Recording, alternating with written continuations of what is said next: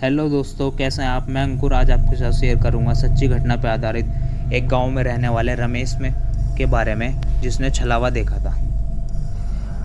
रमेश जो कि एक मजदूर का काम करता था, एक दिन वह पास के गांव में मजदूरी के लिए गया। काम खत्म होने के बाद वो शाम के समय अपने घर के लिए चल दिया, पर उस दिन अचानक से बारिश होने के कारण रमेश कुछ देर उस गांव में रुक गया। फिर जब बारिश बंद हुई तो रमेश वापस अपने घर की तरफ चल दिया, मगर तब तक अंधेरा हो चुका था। जल्दी घर पहुंचने के चक्कर में रमेश ने खेतों के बीच बने रास्ते से जाने का निश्चय किया। काफ़ी समय चलने के बाद रमेश अपने गांव के नज़दीक पहुंच चुका था। गांव में पहुंचने के लिए एक बगीचे से होकर जाना पड़ता था। जैसे ही रमेश उस बगीचे में पहुंचा, वैसे ही एक बच्चे के रोने की आवाज़ सुनाई दी। यह सब उस भूत का छलावा था। रमेश ने सोचा, इतनी रात को इस बगीचे में बच्चा कैसे आ सकता है। उसने बच्चे को ढूंढने के लिए इधर उधर देखा, पर कोई नहीं दिखा। तब उसे ख्याल आया कि हो सकता है कोई औरत किसी काम से बगीचे में अपने बच्चे को साथ लेके आई हो, इसलिए वो अपने घर की तरफ चल दिया। पर जैसे जैसे वो आगे बढ़ता जा रहा था, बच्चे की रोने की आवाज़ तेज होते जा रही थी।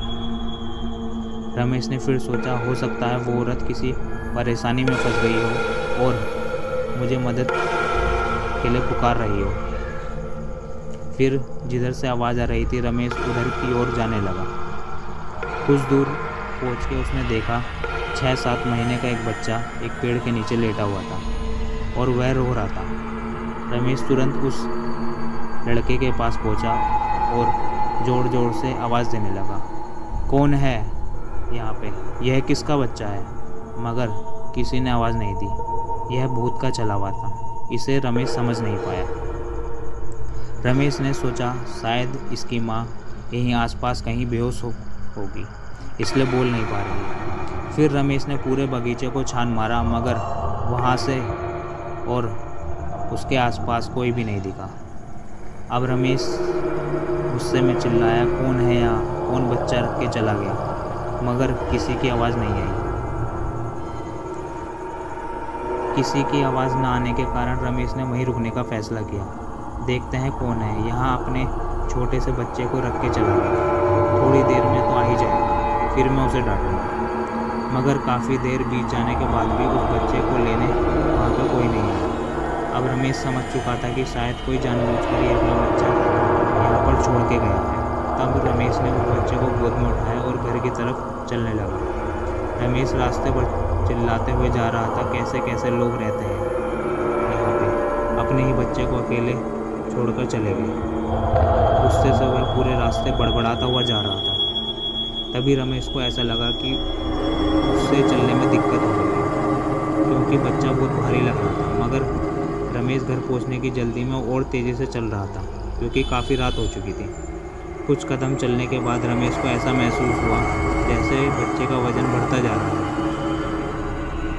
जैसे ही रमेश ने उस बच्चे की तरफ देखा, उस बच्चे की एक आंख बाहर की ओर लटक रही थी और उसके पैर ज़मीन तक टच हो रहे थे और बच्चा रमेश को देखकर हंस रहा था। रमेश इतना देखते ही डर के मारे उस बच्चे को फेंक दिया।